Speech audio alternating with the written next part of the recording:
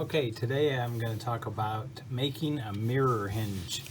And this is not my idea originally. I can't remember who gave that to me. It might have been Stephen Colley. A couple people have mentioned it long ago when I first started.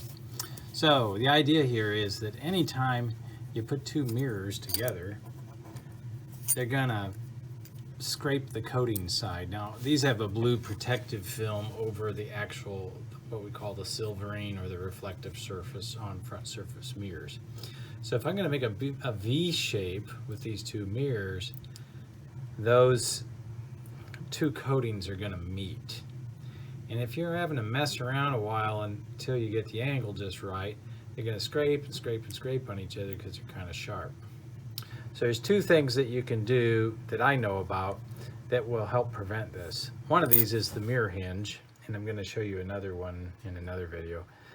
The mirror hinge is just a piece of this plastic rod, interestingly made in the United States of America and available at a local hobby store. So this is just a tiny bit thinner or smaller in diameter than the thickness of this mirror. So what you do is you adhere a nice strong film. Electrical tape is not what this is. This is actually used for making model airplanes, and the adhesive is much stronger than it is on model airplanes, and the material itself is much thinner and probably stronger too. But what you do is you allow enough space for that hinge and this pin. So you just cut these just a slight bit shorter than your mirrors are, the running length, and you adhere one in there, and you leave enough space. This is going to have to be experimentation on your part. I generally get enough space by just putting two pieces of this in and then pulling one out before I put it together. And then you'll notice that if you look down along the I guess it's the longitude, I don't know, the length of the mirrors, you'll see that the mirror's surfaces don't actually touch until real close to the end. So if you judge this right, or calculate it, depending on how good you're at that, then it won't scrape up the mirror surface on each one.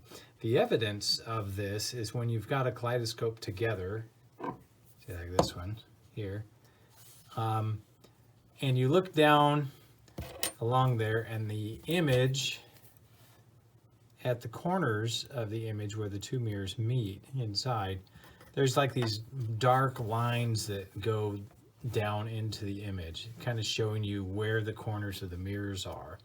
They should really be pretty much almost seamless, only a difference in say visual angle or reflection rather than a big black line there or a gap between the mirrors.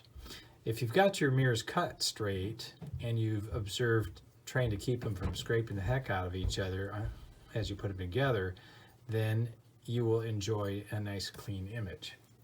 Now, so what I do next on this one is I put a piece of this black film that looks like this, that's kind of a doll or satin finish, and I put it inside the tube here so that I have a third side that's non-reflective. And then this goes right in there. Now I'm kind of having to watch this around my phone here, but see how that slides in place. So of course I would take this blue film off first, and you just use like an X-Acto knife or whatever and peel that. And some people clean the mirrors first. I've done that before. I don't know if it's as effective as it's proposed, and it could be that improvements have been made with this protective film where it's not as gummy, doesn't leave as much residue on the mirrors as it used to. I'm not sure. You'll have to talk to somebody who really knows. So that's what you do. That's what I call a mirror hinge, and that's pretty much the end of this video, and I'll make another one for some other things you can do. Thanks.